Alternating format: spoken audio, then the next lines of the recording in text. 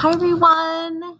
Welcome back to season 2 of First Chapter Friday. I've been reading all summer. I've been finding the best books for you all. And I had a hard time choosing which one to start with. So I decided to start with a new book that was just written and released this summer called When You Trap a Tiger. And it's written by Tay Keller. First of all, let's just take a look at the gorgeousness of this cover, right? Then this one down at the bottom, this little tidbit that just hooks you in, right? Some stories refuse to stay bottled up. What does that mean? I wonder. So, remember I always say, get an idea of what the story is about so you can kind of tell yourself a little bit more if you're interested in things like that. It says, listen, this isn't like any tiger I've seen in a zoo. Oh, I'm sorry. I missed the big words at the top. Even good readers do that, right? When you trap a tiger, her story begins. Listen, this isn't like any tiger I've seen in a zoo. It's huge, as big as our car. The orange in its coat seems to glow, and the black is as dark as moonless night. This tiger belongs in one of Halmoni's stories. I lean forward until the seatbelt slices into my skin. The big cat lifts its enormous head, and it looks at me. And then the tiger raises an eyebrow, like it's daring me to do something. Do you know how to do that? Raise an eyebrow? Like 2, but can you do 1? That looked kind of funny. But, are you going to do it or what, right? So here we go. First chapter. Just to remind you, First Chapter Friday is just a little taste, just to see if it's something you might want to read sometime.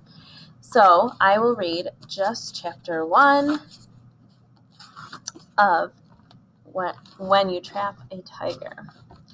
Chapter 1, I can turn invisible. It's a superpower, or at least a secret power. But it's not like in the movies, and I'm not a superhero, so don't start thinking that. Heroes are the stars who save the day. I just disappear. See, I didn't know at first that I had this magic. I just knew that teachers forgot my name, and kids didn't ask me to play, and one time at the end of 4th grade, a boy from my class frowned at me and said, "Where did you come from? I don't think I've ever seen you before." They'd been in class together all year. I used to hate being invisible, but now I understand. It's because I'm magic. My older sister Sam says it's not a real super secret power. It's just called being shy, but Sam can be rude. And the truth is, my power can come in handy, like when Mom and Sam fight, like right now. I wrap myself in invisibility and rest my forehead against the back seat window, watching raindrops slide down the side of our old station wagon. You should stop the car, Sam says to Mom. Except Sam actually says this to her phone because she doesn't look up. Maybe you know people like that, where they hold their phone all the time. You should stop the car. I'm just imagining that that's what that looks like, right? She's sitting in the passenger seat with her feet slammed against the glove compartment, knees smashed into her chest, her whole body curled around her glowing screen. Mom sighs.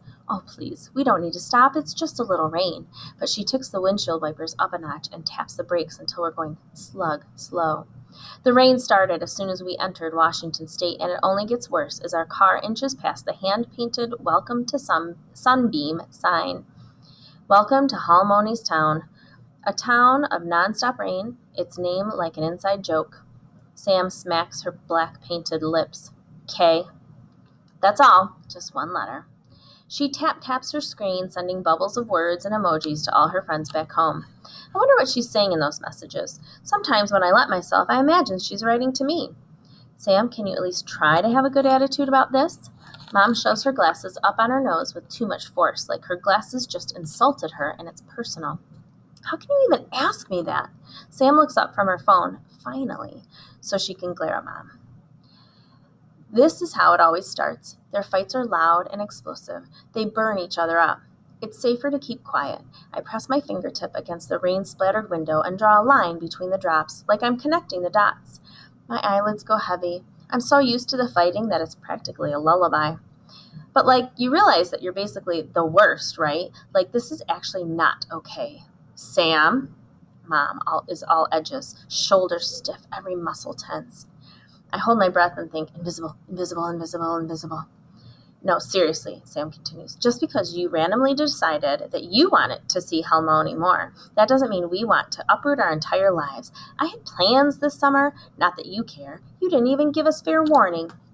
Sam's not wrong. Mom told us only 2 weeks ago that we were leaving California for good. And I'll miss it too. I'm going to miss my school and the sunshine and the sandy beach, so different from the rocky coast at Sunbeam. I'm just trying not to think about that. I thought you should spend more time with your grandmother. I thought you enjoyed that.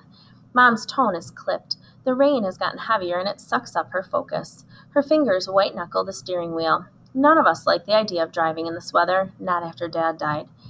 I concentrate on the steering wheel and squint a little, sending safety vibes with my mind like Halmoni taught me. Way to deflect, Sam says, tugging at the single streak of white in her black hair. She's still angry, but deflated a little. I do enjoy spending time with Halmoni, just not here. I don't want to be here. Halmoni's always visited us in California. We haven't been in Sunbeam since I was 7. I gaze out the windshield.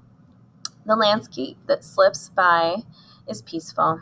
Gray stone houses, green grass, gray restaurants, green forest. The colors of Sunbeam blur together. Gray, green, and then orange-black.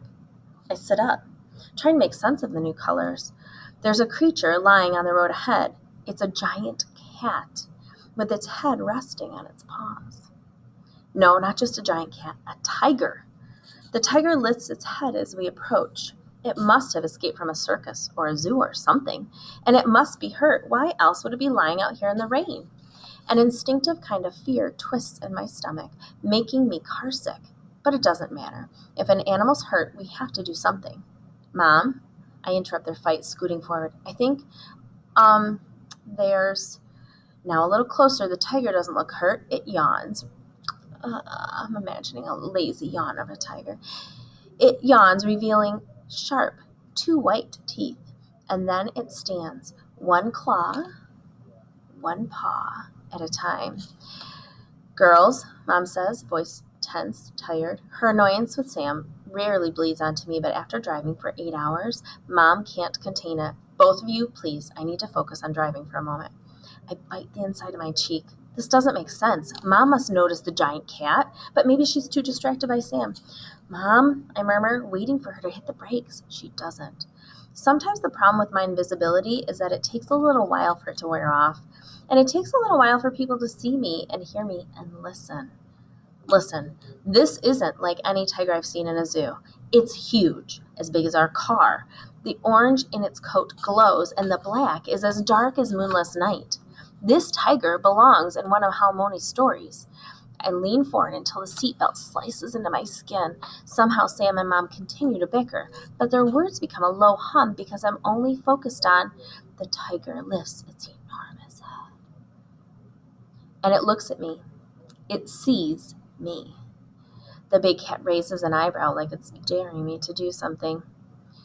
My voice catches in my throat, and I stumble over my words. They come choked out. Mom, stop! Mom's busy talking to Sam, so I shout louder, stop! Finally, Mom acknowledges me. Eyebrows pinched, she glances at me in the rearview mirror. Lily, what's wrong? She doesn't stop the car. We keep going. Closer, closer, and I can't breathe because we're too close. I hear a thud, and I squeeze my eyes shut. The inside of my head pounds. My ears ring. We must have hit it. But we keep going.